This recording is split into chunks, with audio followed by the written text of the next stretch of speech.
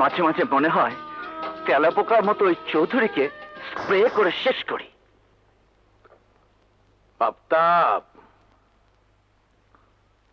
আফতাব, কি হয়েছে? সব সময় এরকম রেগে থাকিস কেন? আসসালামু আলাইকুম। আরে চৌধুরী আসুন সাহেব। আসুন কামরান শেঠ, আসুন। কেমন আছেন? বসুন। Thank you. শুনলাম আপনার বড় মেয়ের বিয়ে হয়ে গেছে, তাই মোবারকবাদ জানাতে চলে এলাম।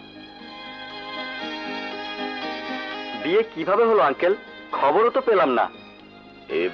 খবর তো আমিও পাইনি, তোমাদেরকে কি জানাবো? না মানে ঘটনা হলো আধুনিক যুগ তো, আজ প্রেম হচ্ছে তো কাল বিয়ে হচ্ছে, খবর দেয়া নেওয়ার সময়ও আজকালকার ছেলে মেয়েরা দিতে চায় না। তা ঠিক, তা ঠিক। তা বাইদা ভাই, আপনার জামাই কোথায়? ওনার সাথে পরিচয় করাবেন না? Hello, good good good good morning. Good morning everybody. এই হচ্ছে আমাদের জামাই। তা আপনাদের জামাই করে কি? কি আর করবে? পরাটা, তরকারি, পুরি, ভাজি। হ্যাঁ, রুটি ভাজি। আপনারা খাবেন নাকি? আপনারা বসুন, আমি আসছি। বদরাগী লোক। এসো দাদু এসো, পরিচয় করিয়ে দিচ্ছি। ইনি হচ্ছেন কামরান শেঠ, এই এলাকার অনেক বড় ধনী আর শক্তিশালী লোক। ভাই, হ্যালো। আপনি অনেক বড় ধনী ও শক্তিশালী লোক।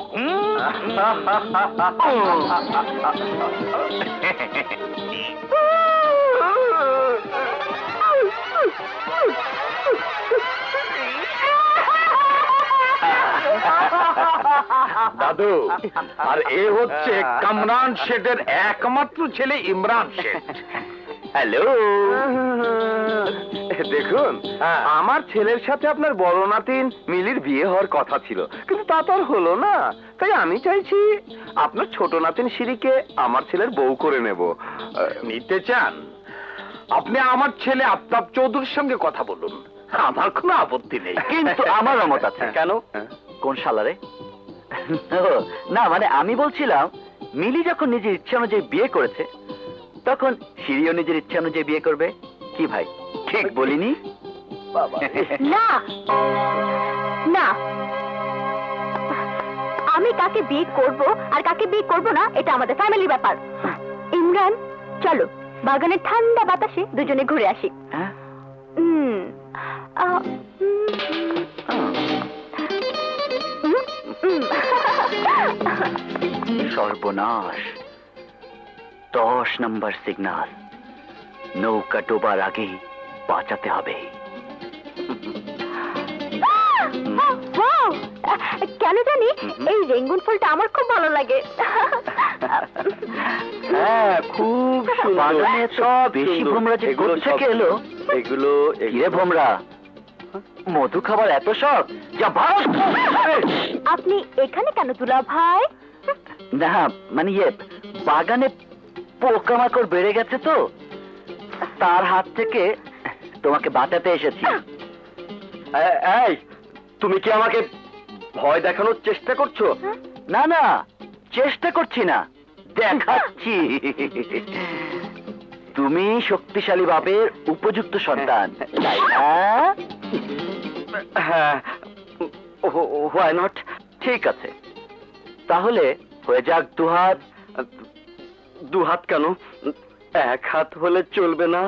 হ্যাঁ, ঠিক আছে, তোমাকে তো এক হাতই যথেষ্ট। ভেরি গুড, দেখিয়ে দাও ইমরান, ওর মুখ কালো করে দাও।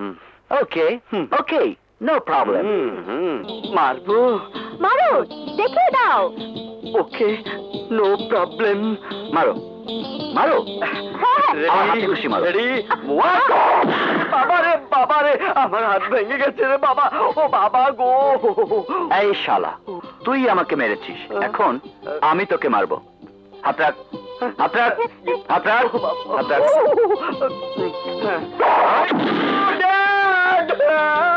কি হলো ইমরান, কাঁদছিস কেন? ড্যাড, ও আমাকে ঘুষি মেরেছে। আঙ্কেল, আমরা মজা করছিলাম, এই আর কি।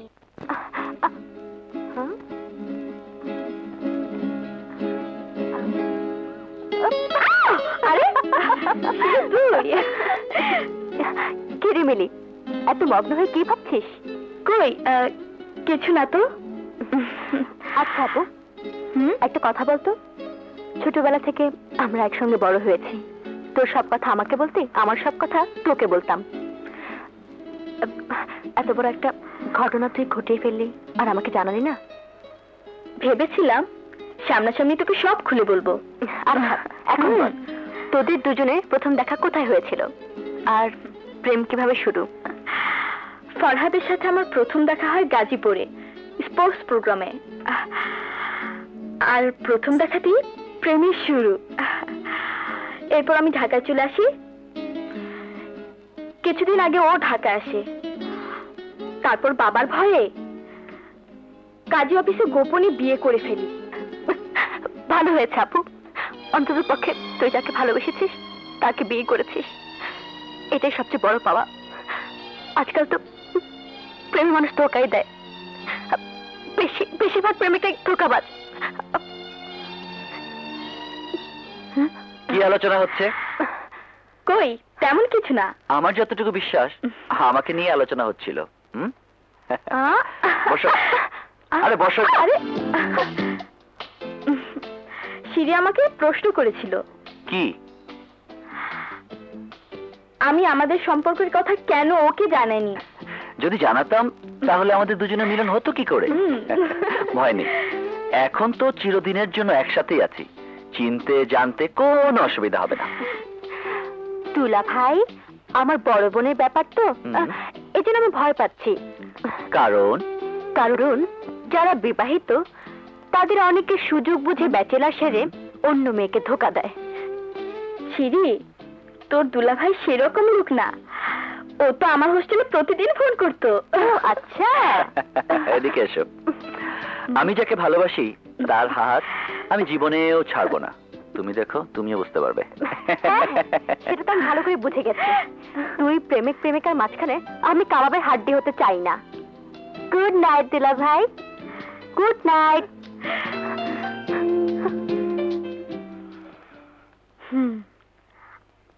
আমি ঠিক বলেছি তাই না? বেশি কিছু বলিনি তো না। এখন শুধু ঠিকই বিশ্বাস হয়ে গেছে আমরা দুজন একে অপরকে খুব ভালোবাসি। আমারও বিশ্বাস হয়ে গেছে। এখন আর কিছুই হবার নাই। দাদু বলো না। ওই হ্যাঁ বলবি। আরে ওই কি সব সময় এরকম খিচিয়ে উঠিস কেন? একটা কথা বলি। কি বলো? দাদু ভাইরা বলছিল সবাই মিলে আমাদের বাগান বাড়িতে গিয়ে একটু ফুর্তি করবে। তুই আর না করিস না। কি রে? আমার পক্ষে যাওয়া সম্ভব হবে না, আমার অনেক ঝামেলা। তোর ঝামেলা কখনো শেষ হবে না। আমি বুড়ো মানুষ, কখন আছি কখন নেই। সবাই মিলে একটু মজা করতে চাই। আচ্ছা, মেয়েরা যখন বলছে তুমি রাজি হয়ে যাও। ঠিক আছে, সব রেডি করো।